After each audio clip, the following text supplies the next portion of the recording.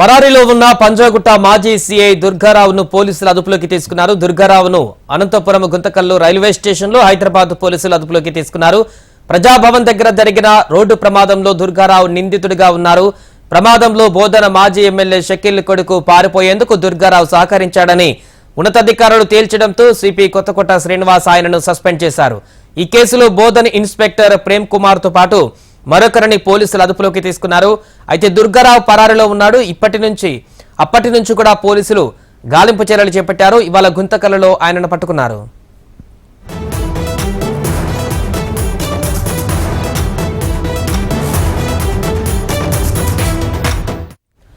పరారీలో ఉన్న పంజాగుట్ట మాజీ సీఐ దుర్గారావును పోలీసులు అదుపులోకి తీసుకున్నారు. దుర్గారావును అనంతపురం గుంతకల్లు రైల్వే స్టేషన్లో హైదరాబాద్ పోలీసులు అదుపులోకి తీసుకున్నారు. ప్రజాభవన్ దగ్గర జరిగిన రోడ్డు ప్రమాదంలో దుర్గారావు నిందితుడిగా ఉన్నారు. ప్రమాదంలో బోధన మాజీ ఎమ్మెల్యే షకీల్ కొడుకు పారిపోయేందుకు దుర్గారావు సహకరించాడని ఉన్నతాధికారులు తేల్చడంతో సిపి కొత్తకోట శ్రీనివాస్ ఆయనను సస్పెండ్ చేశారు. ఈ కేసులో బోధన్ ఇన్స్పెక్టర్ ప్రేమ్ కుమార్ తో పాటు మరొకరిని పోలీసులు అదుపులోకి తీసుకున్నారు.